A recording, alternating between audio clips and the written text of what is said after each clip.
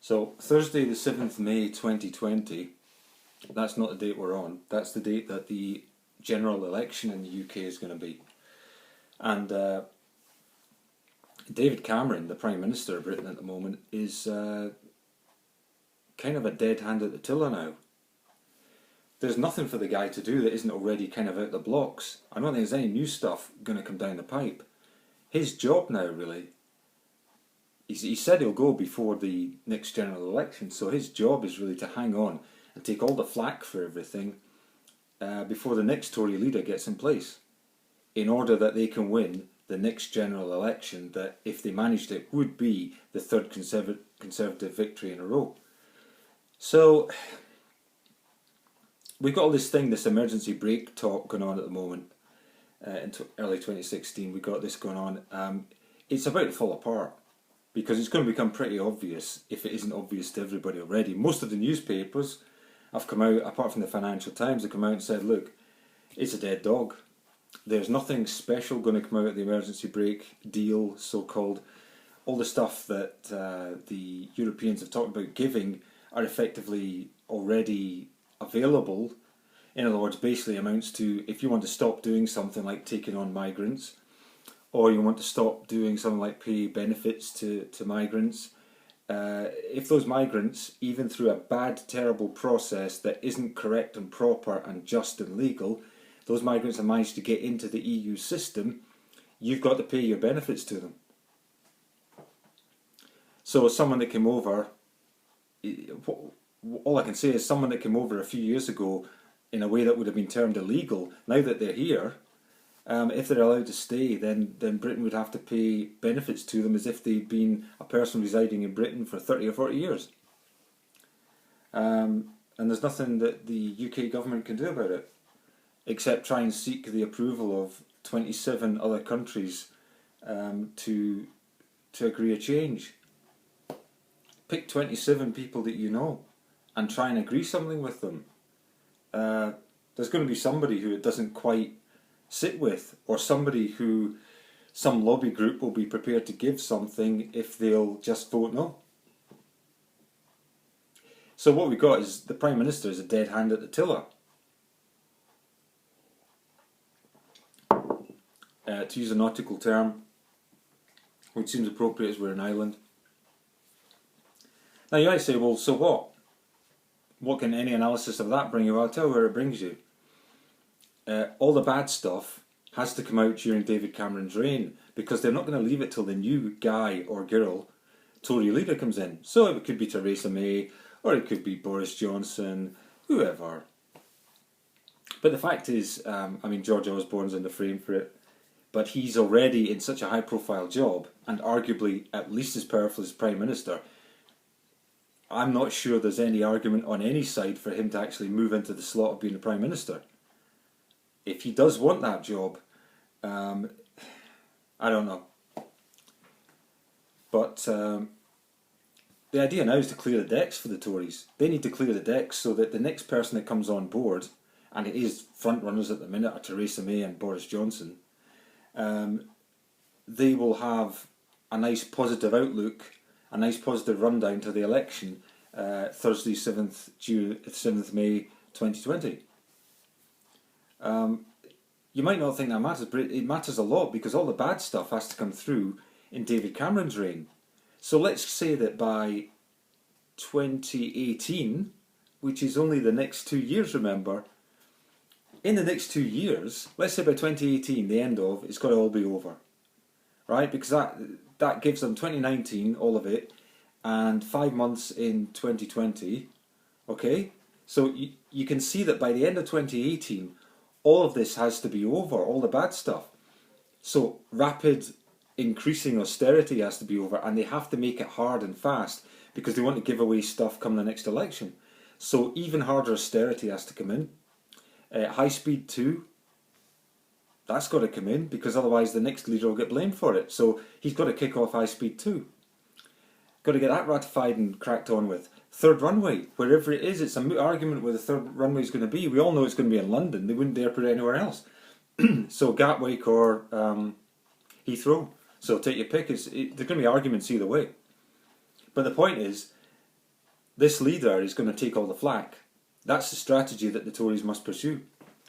So it tells you a lot. It tells you all the crap must come through during this next 2 years. It's less than 2 years now if you were to finish it all and get decisions made by 2018. So the regionalisation of Britain, of the UK, that's a nice way, without any ceremony, of London cutting itself loose from the rest of this country. You know, if you make everybody else autonomous, then by definition, London, the centre, has become autonomous. So it's a kind of beautiful way of doing it. You make everyone think they're getting their own way and getting their own lead, giving them their head, when in fact it gives London its head. So it's a very clever way to do it by the back door. London cut loose. Well done, London, you know. And that's where we are. So David Cameron now is a dead man walking. He's basically, he could be a robot, you could call him Cruise Control Cameron, because all this stuff now is all laid out before us. The EU referendum. For all that Scots and the Welsh are complaining about it, it couldn't possibly now, from what I've said, he would not leave that longer than 18 months. They have a preference for it to be either side of the summer, so there's actually only 4 possible times when it could be. It's either going to be in May, June this year, in September, October this year, or same times in 2017. So there's actually very little room for manoeuvre. And David Cameron is probably predicting that with austerity cuts cutting in more, and with Europe looking as though it hasn't got a clue on how to do stuff, if he wants to win the argument for staying in Europe, he'd be much better going early than late. This is a cynical thing, because what it actually tells you is that David Cameron doesn't believe that the European problems can be fixed.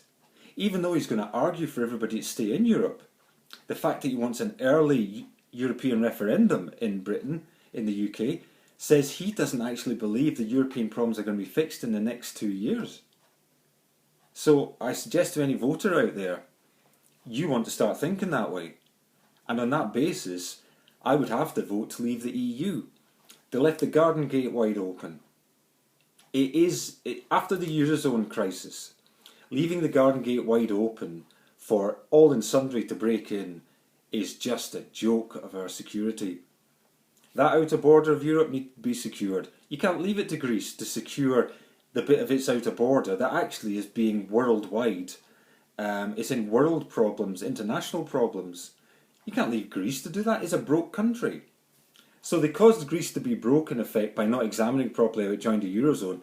They then wanted Greece to do all the security issues with no money that it had to do to protect the whole of Europe from people coming in from Syria and less desirable people from elsewhere in the Middle East.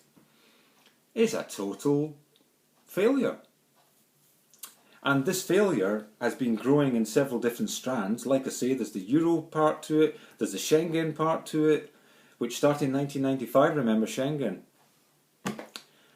When I was a kid, I built a bogey, a soapbox as the Americans would call it. It's a little go-kart thing with no power, a wooden plank and 4 wheels, and you steer it with a string on the front. Okay, to get to the point, I didn't take that down the hill, because you just roll it down a hill. I didn't take that down the hill, crash it, and then say, oh, I've broken my skull and gone to accident emergency. I should have put a brake on it. I built the brake on it, then took it down the hill, then didn't crash. In 1995, before they fully constructed Schengen, they should have thought about how the external borders needed to be much more firmly fashioned. Instead, they didn't. Okay, you want to build a house of straw inside Europe, you need to make sure that the wolf is kept from the door. But they didn't do that. So Europe have failed on a currency front. They let people in should never let in, like Greece. They didn't examine them properly, and they failed on a security front. That's your finance and your security together fail. We're now failing on the front of protecting ourselves from China. All that steel flooding in, and all the steel companies going bust, in all the plants going in Britain and getting cut in other countries unless they protect them, which Britain's failed to. So I'm not sure that Europe doesn't need a smack in the face. And the smack in the face would be this European referendum. Now, a lot of people are going to be scared into not voting to get out of Europe. All you can do is vote with your conscience. I just believe that the fundamental failures are so great that if you vote to stay in, you're just giving them a pat on the back and saying carry on. Anyway, David Cameron, cruise control Cameron, a dead hand at the tiller. There's nothing new going to come out of the blocks. He's got 2 years to do whatever he does. Then he's got to hand on. He's got to take one for the team, take all the hits, take all the bad news on himself. It's all going to be heaped on him. And the next person to come along, Tory leader that hopes for a Tory victory in May 2020, they want a nice clear deck. David Cameron's job is to be the fall guy, the patsy, and take all the blame. So he's got 2 years to put all the crap through. So the next 2 years, for anybody who's in trouble, it's going to be hell, because he's got to get all the crap through the next 2 years. Thanks for watching and listening.